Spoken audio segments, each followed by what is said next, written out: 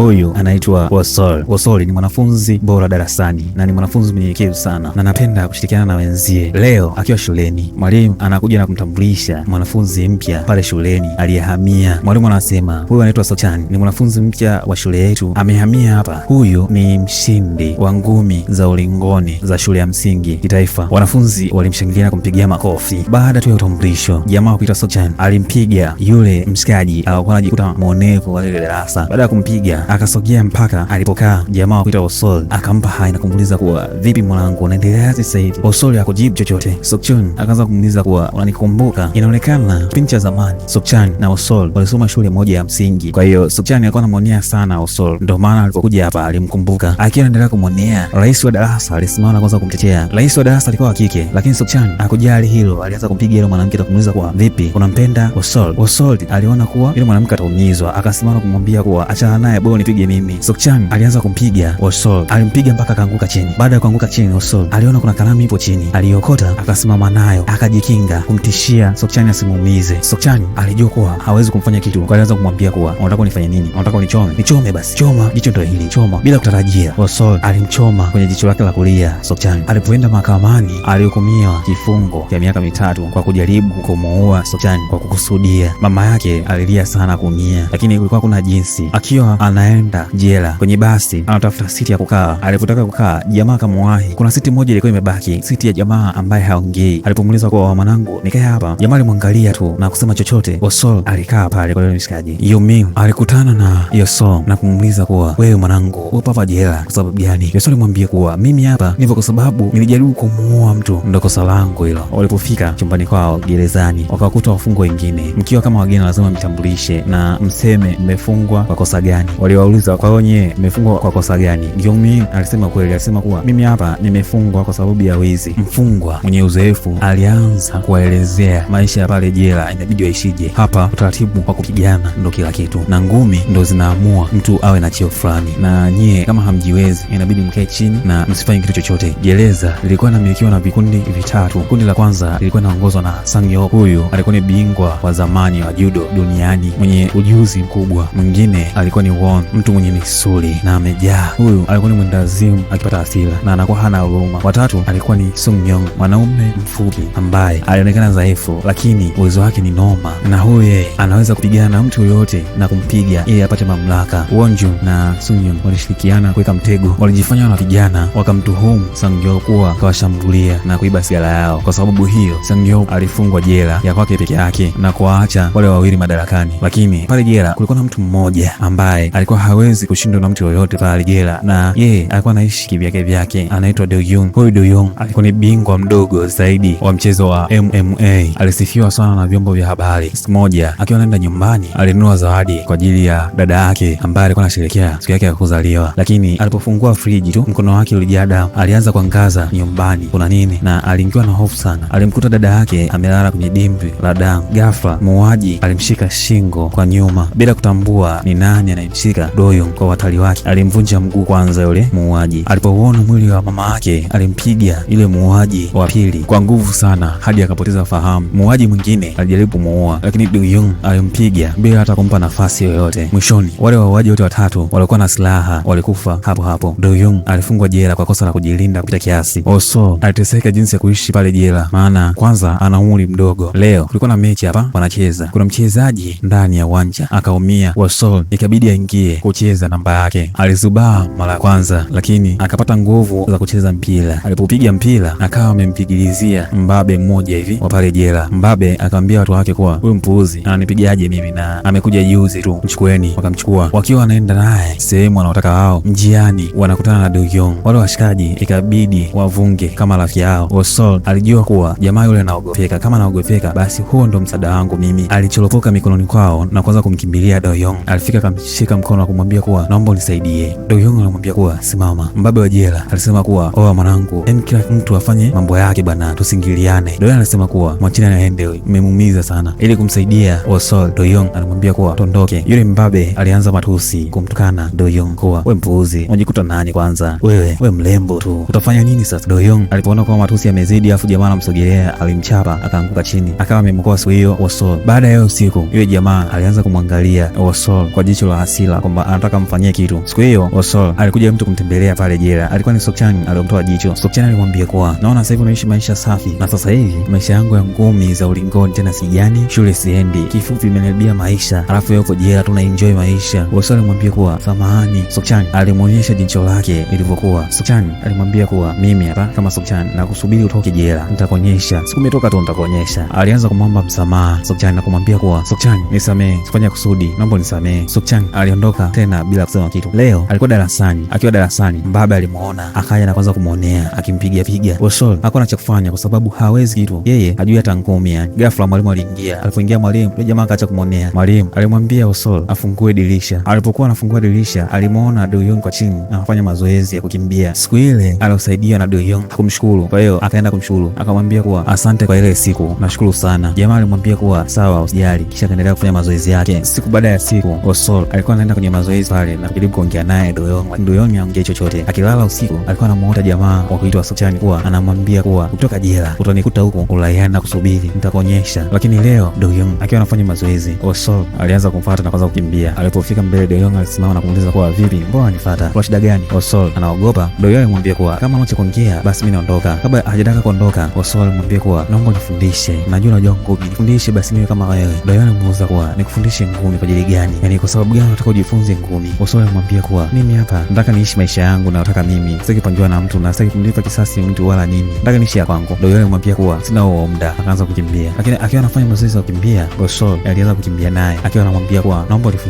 nifundishe na mimi nisiwe mwoga, nisiwe naonewa kama zamani, niwe mkakamavu, niwe na nguvu, naomba nifundishe, sitaki kukimbia mtu sasa hivi, nataka nifuate mtu ambaye anionea. Do Young alisimama na kumsikiliza Osol, kisha akamuuliza kuwa kesho unakuja? Osol alimwambia kuwa nakuja. Do Young akamwambia basi kesho nitakufundisha, usijali. Kesho yake mazoezi yalianza. Osol hayo mambo hajawahi kuyafanya, ni mara yake ya kwanza, kwa hiyo aliteseka sana na mwalimu wake alikuwa ni mkali, alikuwa anampelekesha ujaikona. Lakini akikumbuka jinsi alivyokuwa anaonewa na Sokchan, nguvu zinazidi kuongezeka na anazidi kutokukata tamaa. Anakumbuka kila kitu kwamba wewe ni mlembo tu, wewe ni mchumba, huwezi kunifanya kitu chochote, utanifanya nini? Akiwa anakumbuka maneno kama yale pale, anazidi kupiga mazoezi mpaka anazidisha. Mwalimu anamwambia kuwa acha, unazidisha sasa kipimo, lakini jamaa anazidi kukimbia tu. Do Young kumrahisishia kufanya mazoezi, Osol alienda kuongea na mkuu wa jela kwa Osol ahamie kwenye chumba chake ambacho anaishi peke yake sababu anamuogopa. Osol alifika akiwa anaogopa. Do Young alimwambia kuwa basi rudi kwenye chumba chako, lakini alikubali kuishi naye. Akaanza kufanya mazoezi kila kukicha, asubuhi na mchana anafanya mazoezi. Yani kulikuwa kuna siku ya kupumzika hata siku moja, na mwalimu alikuwa anampelekesha sana. Alikuwa anamwambia kuwa inabidi ufanye mazoezi kwa nguvu zote, usikate tamaa, piga mazoezi. Siku baada ya siku, Osol alianza kuiva, mazoezi yalianza kumwingia jamaa. Alikuwa anapiga mazoezi sana, yani kulikuwa kuna siku ambayo alikuwa anapumzika na chakula mwalimu ndo alipangia ale chakula gani. Upande wa Sokchan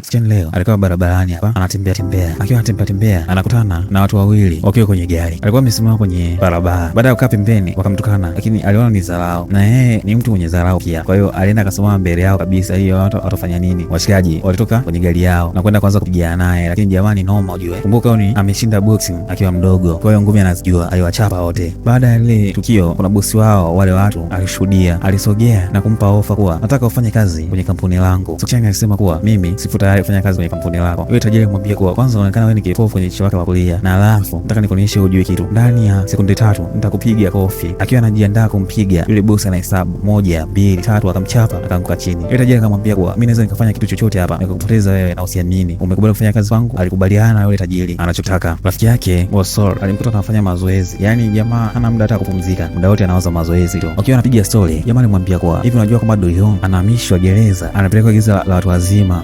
Osol alishangaa kuwa anaondoka, mbona hajaniambia? Jamaa aliumia lakini hakumuuliza. Siku hiyo mazoezi yaliendelea akiwa na Do Young, lakini siku hiyo hakuwa vizuri kwenye mazoezi. Mwalimu ilibidi amuulize kuwa kuna nini kinaendelea. Osol alimuuliza kuwa nasikia unahamia kwenye gereza la watu wazima, ni kweli? Do Young alimuuliza kuwa ulifikiri mimi nitakuangalia miaka yako yote? Kweli mimi naondoka kwenda kwenye gereza la watu wazima. Akiwa anataka kuondoka na Do Young, alimuona rafiki yake anaonewa. Ile swala lilimuumiza, ikabidi aende kutoa msaada kwa rafiki yake. Anafika, waonevu wana lugha zao, wakamwambia kuwa angalia chini, lakini siku hiyo akuangalia chini. Alichokifanya ni kuwachapa, alimchapa mmoja kisha akamwokoa rafiki yake na kuondoka. Ile swala aliambiwa mbabe wao kuwa jamaa katuchapa. Kesho yake wakaenda kumchukua Wosol kwa sababu mbabe wao akaambia kuwa anamhitaji. Akiwa kwenye mazoezi na Doyoung wanakuja na kumwambia kuwa Doyoung, tuna shida na ndugu yako huyo, tunamtaka. Doyoung aliuliza kuwa kuna nini huko, wakasema kuwa huyu anaelewa nini kinachoendelea. Wosol alimwambia kuwa Doyoung, narudi, usijali. Wosol akaondoka akiwa peke yake. Anafika anakutana na yule mbabe, anamwambia kuwa ndugu yangu anatoka kesho jela, umempiga poa yake, unasemaje kuhusu hilo? Wosol alimwambia kuwa samahani kuhusu hilo. Jamaa alianza kumpiga kichwani Wosol. Wosol hakujibu kitu. Mbabe